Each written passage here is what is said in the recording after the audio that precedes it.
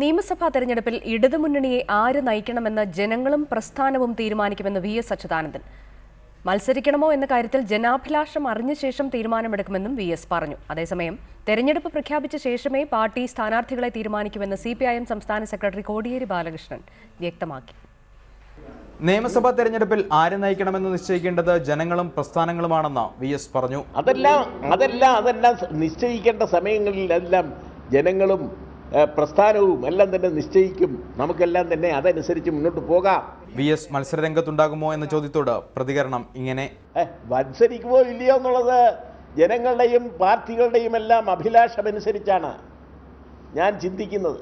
അതേസമയം തെരഞ്ഞെടുപ്പ് പ്രഖ്യാപിച്ച ശേഷമേ സ്ഥാനാർത്ഥികളെ തീരുമാനിക്കുമെന്നായിരുന്നു CPM സംസ്ഥാന സെക്രട്ടറി കോടിയേരി ബാലകൃഷ്ണന്റെ പ്രതികരണം. സ്ഥാനാർത്ഥികളെ നിശ്ചയിക്കാനുള്ള അവകാശമെങ്കിലും ഘടകകക്ഷികൾ വിട്ടുനൽകണമെന്ന കാനം രാജേന്ദ്രന്റെ മറുപടിയായി കോടിയേരി പറഞ്ഞു.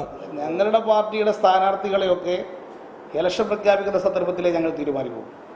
എത്ര സീറ്റിലാണ് CPM മത്സരിക്കേണ്ടത് എന്ന് LDF തീരുമാനിച്ചു കഴിഞ്ഞാൽ CPM മത്സരിക്കാൻ അനുവദിക്കപ്പെട്ട സീറ്റുകളിലെ സ്ഥാനാർത്ഥികൾ പാർട്ടി സംസ്ഥാന കമ്മിറ്റി കേന്ദ്ര കമ്മിറ്റിയുടെ മാർഗനിർദ്ദേശത്തോടു കൂടി ആ സന്ദർഭത്തിൽ തീരുമാനിക്കും. മുഖ്യമന്ത്രിയാരെന്ന് തെരഞ്ഞെടുപ്പിന് ശേഷം തീരുമാനിക്കുന്നതാണ് പാർട്ടി രീതിയെന്നും കോടിയേരി കൂട്ടിച്ചേർത്തു. ഇലക്ഷൻ കഴിഞ്ഞിട്ട് തീരുമാനിക്കും എന്ന് പറഞ്ഞു കഴിഞ്ഞാൽ അത് തന്നെയാണ് പാർട്ടി നിലപാട്.